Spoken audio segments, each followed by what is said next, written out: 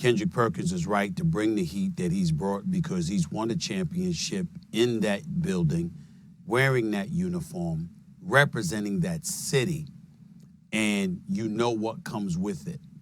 What's inescapable, and this is why I'm a bit melancholy about it, to say the least, is that I'm looking at a dude that's 24 years old that is one of the top players in the NBA. And he's wearing that Boston uniform, Kendrick Perkins. And I'm thinking about Paul Pierce. I'm thinking about KG. I'm thinking about Larry Bird. I'm thinking about McHale. I'm thinking about Ray Allen. I'm thinking about, I'm thinking about Cornbread Maxwell.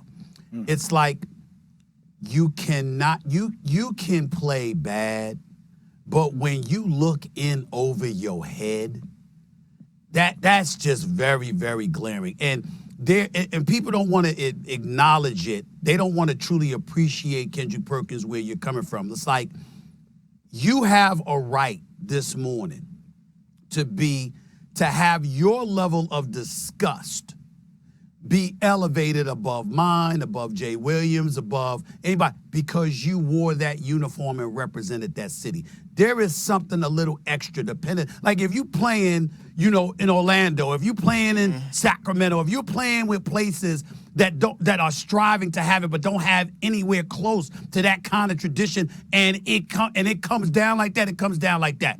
But you know instantly when you put on a Boston Celtics uniform what the standard is.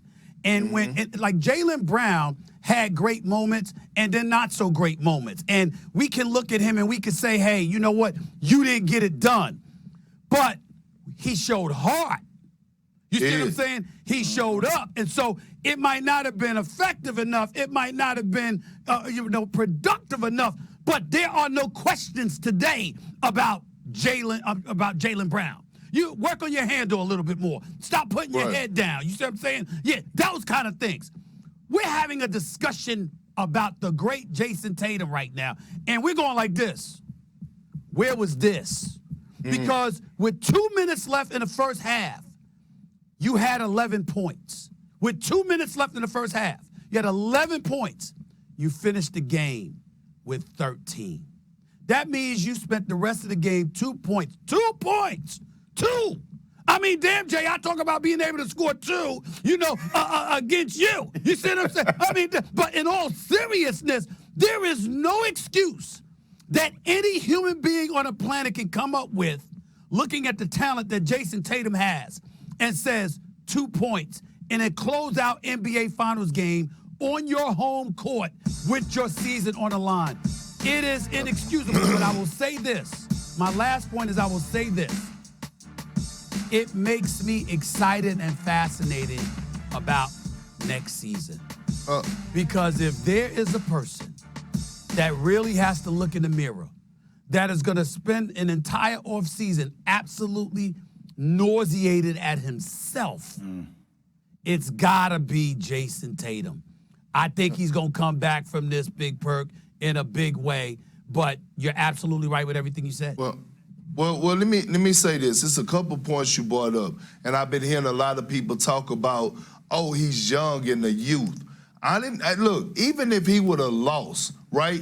I was on a young Oklahoma City Thunder team where it was a 23-year-old Kevin Durant and a 22-year-old James Harden, and I watched a 23-year-old but I watched a 23-year-old Kevin Durant average 30 on 55% shooting, did more than enough of his part. Now, did we hold up our end of the bargain? Probably not. That's why the Miami Heat won. They were more experienced. They had more vets, whatever you want to make the case. But I also watched a 22-year-old James Harden, who had a phenomenal playoffs up to that moment, averaged 12 points on 33% shooting.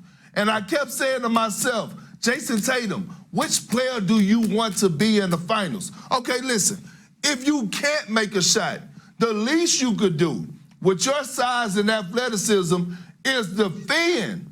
Don't let Andrew Wiggins outplay you for 3 straight games, because we could talk about Andrew Wiggins locking them up on the defensive side of things, but guess what? Andrew Wiggins also was getting buckets offensively. Andrew Wiggins actually was the second best player in this series on the Golden State Warriors outside of Steph Curry. Klay Thompson didn't have a great series. Draymond didn't have a great series. Jordan Poole didn't have a great series. It was Steph Curry and then Andrew Wiggins when it came down to the Finals MVP. So just because you're not impacting on shooting and scoring, you could at least impact on the defensive end. We watched Steph Curry do it. We watched Steph Curry do it in Game 5. He went 0 for 9 from the 3, but guess what?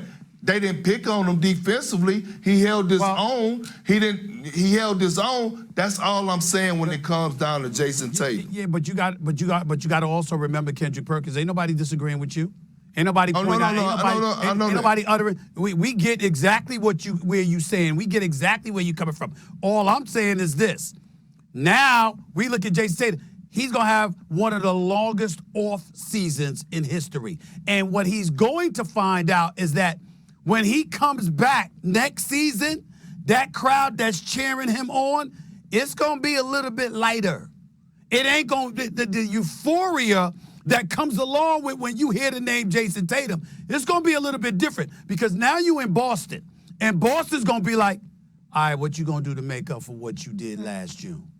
What you going to do? All right. I mean, I was just going to say very quick to you both, from a guy who's known JT since he first came into college. You respond. I don't question his heart. I think he was a deer in headlights.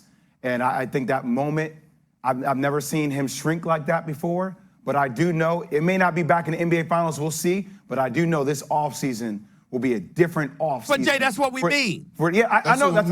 I'm clarifying. That's what we mean. That's what we mean, Jay. You know, he got headlights. That's